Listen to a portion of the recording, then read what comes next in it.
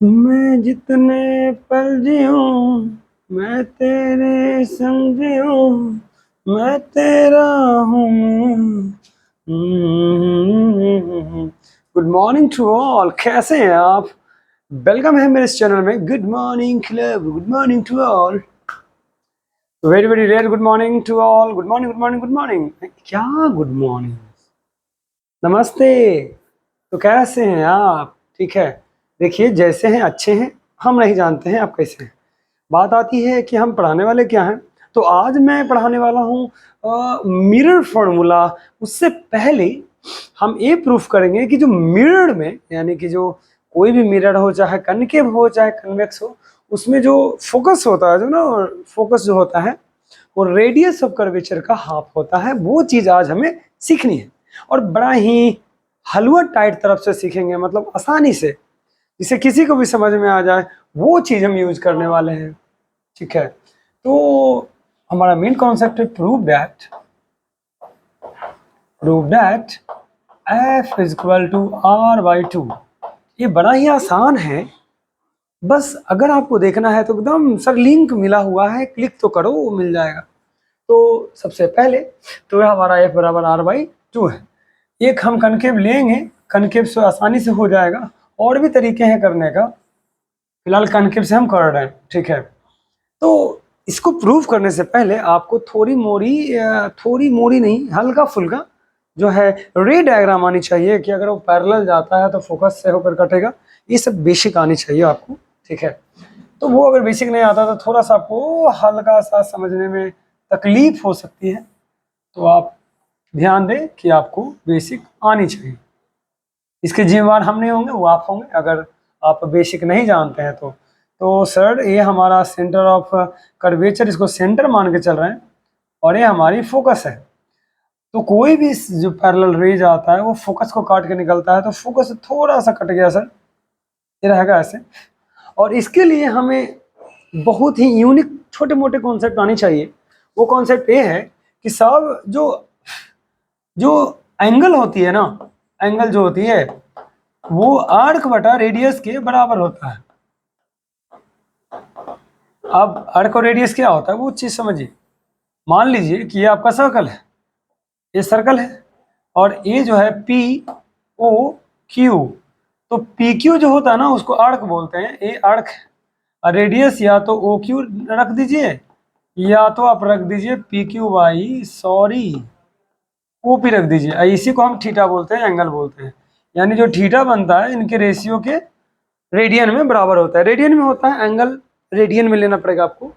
तो थोड़ी सी आगे बढ़ते हैं, ये आगे चल के पढ़ना है हम लोगों को कि अगर हिंदी मीडियम वाले बच्चे हैं तो कोण बराबर चाप बटा त्रिज्या हो जाएगा, याद रखिएगा।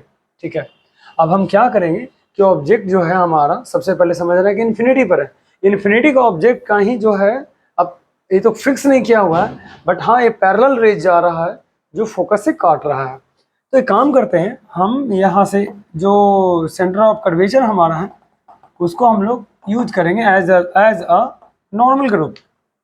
और ये इंसिडेंस है, ये रिफ्रैक्टेड है, तो जाहिर सी बात है ये आई होगा, और ये क्या होगा, आर होगा। ठीक है, अब ये आई है आर है, तो ये दोनों पैरेलल है, ये दोनों पैरेलल है, तो जेड फॉर्मेशन से ये वाला ही भी आई होगा। आपको याद होगा 9 क्लास में पढ़े होंगे कि अगर ये आई हो सकता है तो ये भी तो आई होगा ना, क्योंकि ये दोनों पैरेलल है। तो पैरेलल जो रेज होते हैं अल्टरनेट एंगल से वो बराबर हो जाएंगे। ओके, अब यू नो डैट कि सर एक और कॉन्सेप्ट क्या जानते हैं, sum of two angle of a triangle, interior angle की बात है, sum of two interior angle of triangle equal to exterior. मतलब जो एक्सटीरियर एंगल है वो दोनों सम इंटीरियर के बराबर होता है एंगल के। तो इसके लिए हमें जानना पड़ेगा इस तरह का कुछ कॉन्सेप्ट।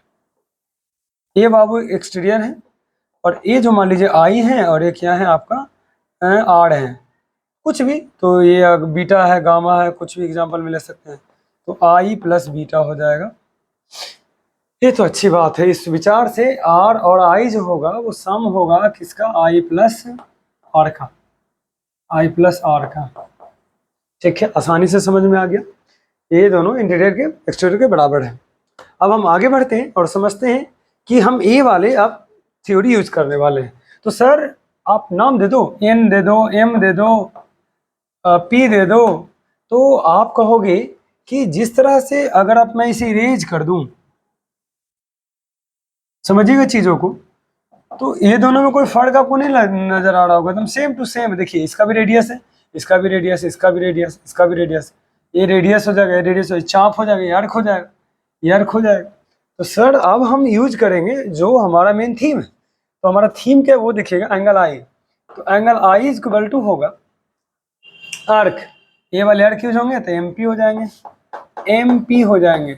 और जो आप रेडियस देख रहे हो, ये आर्क है, रेडियस या तो सी पी या तो पी सी होगा या तो एम सी होगा। तो ये इक्वेशन फर्स्ट है। इक्वेशन सेकंड में आई प्लस आर हमें दिख रहा था, तो एम पी अब बटे यहाँ तक रखेंगे तो पी एफ हो जाएगा। पी एफ यहाँ खुद एफ लिखा हुआ तो मैं इसको चेंज क्यों करूँ, एफ। ठीक है, अब इक्वेशन 2 है, putting the value of equation 1 in equation 2। आई का मान इसमें रख सकते हैं आप, या तो हो जाएगा पुटिंग, लिख देता हूं, putting the value of I in equation first. तो इसमें रखिए तो जरा, तो हो जाएगा एम पी बटा, अच्छा एक चीज और, रखने से पहले ये देख लीजिए ये दोनों बराबर होता है। According to law of reflection के आप जानते हैं कि आई इज इक्वल टू क्या होता है, आर होता है।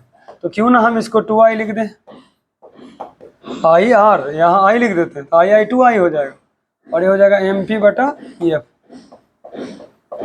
अब प्रूफ करने का वक्त आ गया कि आई का मान रखिए, तो आई का मान रखिएगा तो आई का मान है एम पी बटा पी सी, एम पी बटा पी सी बराबर एम पी बटा P F. M P cut जाएगा, दूर रह जाएगा, पी सी। अब पी सी को क्या कहते हैं, तो पी सी को कहते हैं आर, क्या कहते हैं, आर। इसको क्या कहते हैं, एफ। तो 2 बटा आर इज इक्वल टू क्या हो जाएगा, 1 बटा पी सी को एफ कहेंगे। ठीक है, अब एक चीज़ समझ रहे हैं, ये थोड़ा उल्टा हो गया, 1 बटा पी एफ है, पी एफ को एफ बोलेंगे और पी सी को क्या बोलेंगे, आर बोलेंगे, पी को आर। तो अगर आपको निकालनी है तो आप ये बटा में हो गया, जो कि थोड़ा सा मिस्टेक है, इसको चेक कर लेते हैं।